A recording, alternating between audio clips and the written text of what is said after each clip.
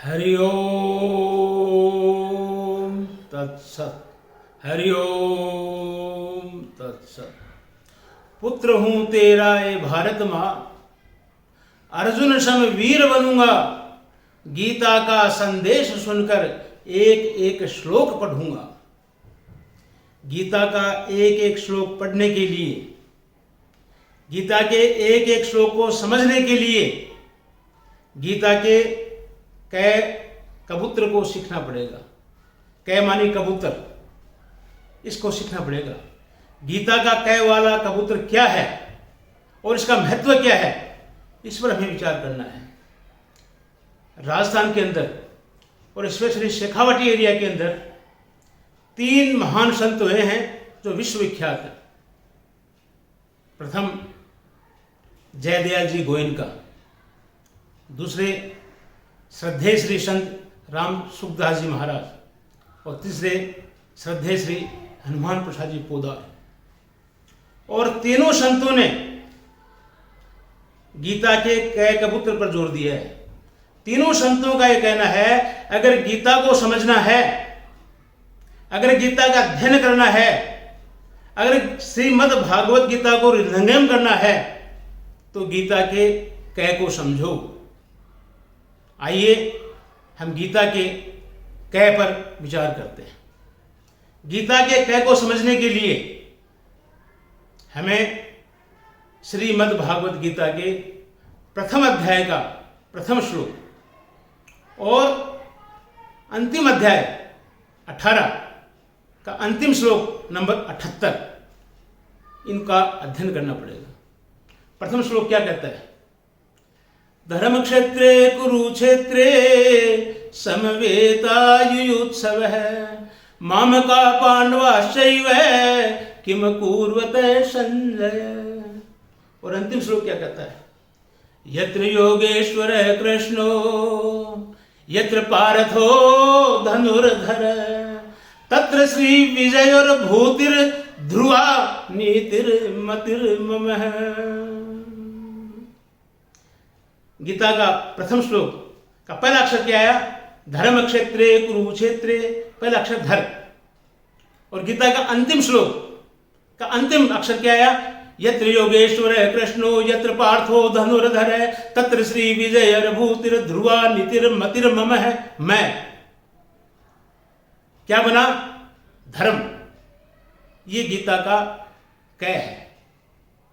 सारी गीता, मद् भागवत गीता, श्री कृष्ण की वाणी, श्री कृष्ण का संदेश धर्म के बीच में है, धर्म के मध्य में है। धर्म यानी श्रीमद् भागवत गीता। अब इसका अपन अर्थ समझते हैं। पहला जो श्लोक जो है ये धृतराष्ट्र का श्लोक है और अंतिम जो श्लोक है वो संजय का श्लोक है। गीता के अंदर कृष्ण और अर्जुन का संवाद हुआ है और धृतराष्ट्र और संजय का संवाद हुआ है। धृतराष्ट्र अपने मुख्य सचिव से, अपने चीफ सेक्रेटरी से पूछते हैं, हे संजय, आपके पास में दिव्य दृष्टि है और ये दिव्य दृष्टि आपको किसने दी? वेद व्यास जी ने दी है। संजय के पास में दिव्य दृष्टि है। संजय चीफ सेक्रेटरी है धृतराष्ट्र का।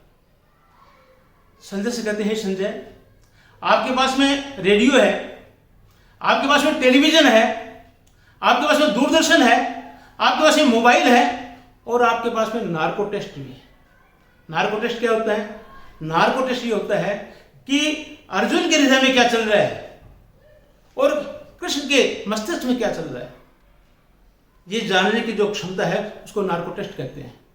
और ये नार्को टेस्ट आज के समय में केवल 1% डेवलप हुआ है, लेकिन संजय के पास में नार्को टेस्ट 100% था।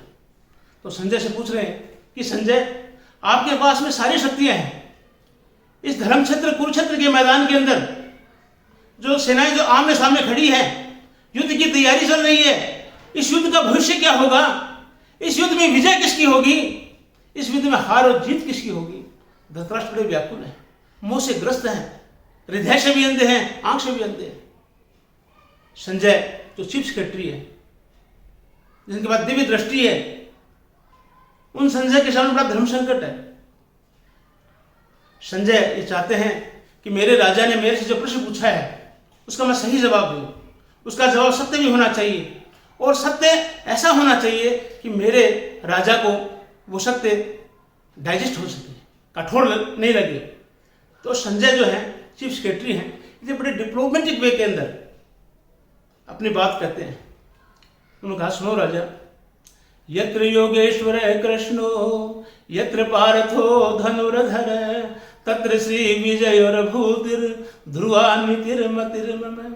इस धर्म क्षेत्र कुरुक्षेत्र के मैदान के अंदर जहां कौरव और पांडव की सेना आमने सामने खड़ी है, जहां पर योगेश्वर श्री कृष्ण है और धनुर्धारी अर्जुन है, जहां पर धर्म रूपी श्री कृष्ण है और कर्म रूपी अर्जुन है, जहां पर धर्म और कर्म का संगम है, जहां पर धर्म और कर्म का सामंजस्य है, जहां पर कर्म जो है वो धर्म के अनुसार हो रहा है, वहीं पर विजय मिलेगी, वहीं पर विभूति मिलेगी, वहीं पर रिद्धि मिलेगी, वहीं पर सिद्धि मिलेगी, वहीं पर जय मिलेगी, वहीं पर विजय मिलेगी, वहीं पर कीर्ति मिलेगी।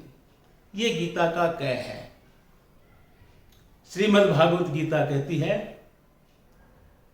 कि मनुष्य का जो कर्म जो है, मानव का जो धर्म जो है, वो ये है कि उसका जो कर्म है वो धर्म के अनुसार होना चाहिए।